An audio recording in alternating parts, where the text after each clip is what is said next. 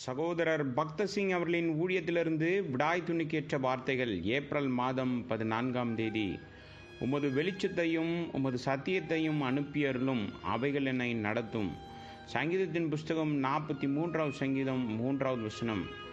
12 விலை உயர்ந்த கற்களை கொண்ட மார்பதக்கத்தின் பின்னால் ஊரீம் மற்றும் தும்மீம் காணப்பட்டது.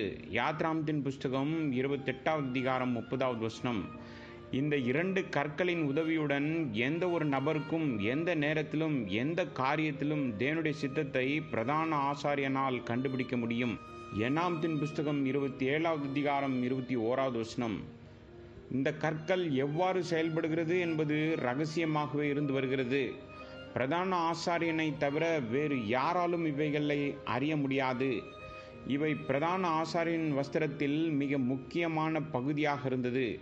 பழைய ஏற்பாட்டு காலங்களில் தேவனுடைய சித்தத்தை கண்டறிவதற்கான ஒரே வழிமுறையாக இவைகள் காணப்பட்டது.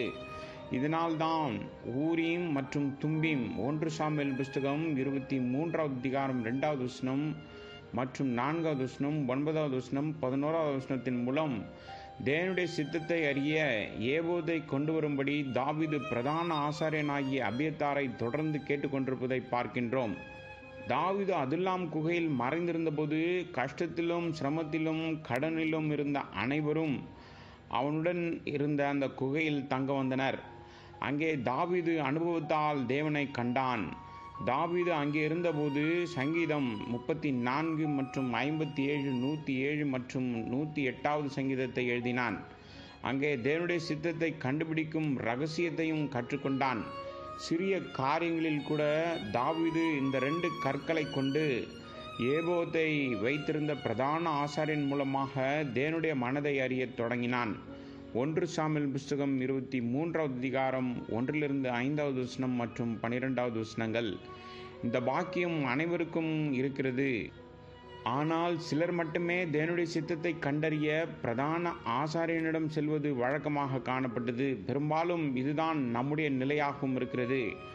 நாம் பல தவறுகளை செய்து பல முறை தோல்வியடையும் போதுதான் ஆண்டவரே உமது சித்தத்தை கண்டுபிடிக்க என்று எனக்கு உதவி செய்யும் என்று சொல்கின்றோம். இந்த பாடத்தை ஆரம்பத்திலேயே நாம் கற்றுக்கொள்ள வேண்டும். கர்த்தராகிய இயேசு கிறிஸ்து நம்முடைய ஜீவனுள்ள பிரதான ஆசாரியராக இருக்கிறார். இப்போதும் நாம் அனைவரும் தேவனுடைய சித்தத்தை அவர் மூலம் அறியலாம். நாம் முழங்காற்படியிட்டு விசுவாசத்துடன் ஜெபிக்க வேண்டும். தேவனுடைய சித்தத்தை நமக்கு காட்ட வேண்டும் என்று.